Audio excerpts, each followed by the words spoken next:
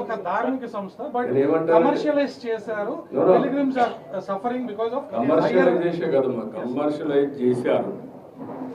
వెంకటేశ్వర స్వామి టెంపుల్కి వస్తానే కొండెక్కతానే ఏం కనపడాలి మీకు? పవిత్రమైన భావం రావాలి.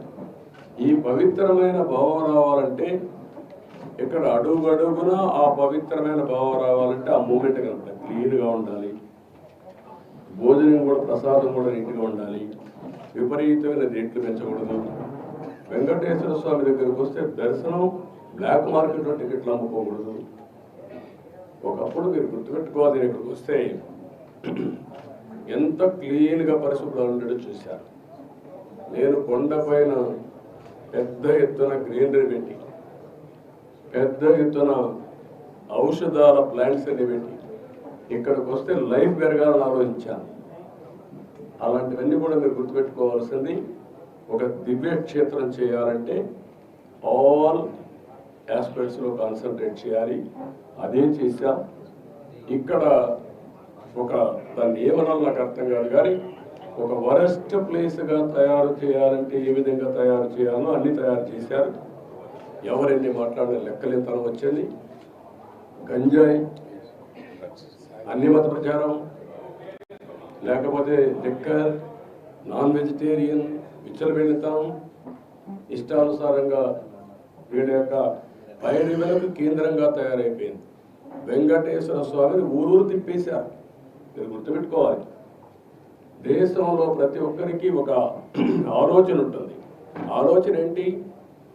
వెంకటేశ్వర స్వామి అంటే ఒక పవిత్రమైన భావం, దేవుని కృప కావాలి. అలాంటిది పెళ్ళిళ్ళు జరిగిన, పేరెంటాలు జరిగిన వెంకటేశ్వర స్వామి తీసుకుపోయి వైరల్ చేసుకోవడం ఏంటంటే ఇది విన్నారా ఎప్పుడన్నా? పట్టింది అంటే వెంకటేశ్వర స్వామిని మీ స్వార్థం కోసం అమ్మతారా? ఇష్టానుసారంగా పదవులు ఇచ్చుకుంటారా? మీరు పదవులు ఇచ్చేది ఎందుకు?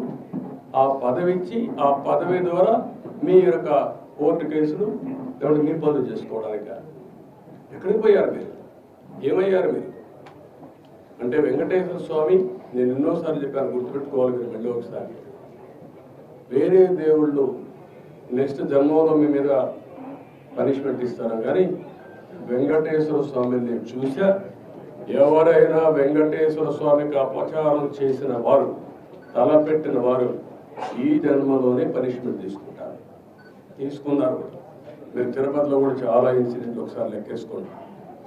ఎవరైనా సరే, ఉద్యోగస్తులు కానీ బయట వాళ్ళు కానీ ఎవరైనా సరే, దేవుడికి అపచారం చేసిన ప్రతి ఒక్కరు శిక్ష అనుభవించారు. ఈ విషయాలు మీరు గుర్తుపెట్టుకోవాల్సిన అవసరం. కేంద్రం చేశారు. ఎర్రచందనాన్ని కూడా నేను గోడలు కూడా పెట్టాను, మీరు చూసుంటారు. ఆ గోడలు కూడా వెళ్ళబోతా ఉంది. ఈ ఎర్రచందనం స్మగ్లర్కే సీట్ ఇస్తే ఏం మాట్లాడతారు? చట్టాలు కూడా ఒక చేతులకి అప్పచెప్పేస్తున్నారు. చాలా ఉన్నాయండి, ఒకటి రెండు మాట్లాడడం కాదు, చాలా ప్రక్షాళన చేయాలి. ఇంకా వీళ్ళ డబ్బులు, రౌడీజం, దీంతోనే రాజకీయం చేయాలనుకుంటే ఏమీ జరగదు. నేను ఒకటే చెప్తున్నా, దృఢ సంకల్పంతో వెంకటేశ్వర స్వామి సాక్షిగా చెప్తున్నా, మంచిని ప్రోత్సహిస్తా, చెడుని మాత్రం గట్టిగా తొందరలో తొక్కేస్తా.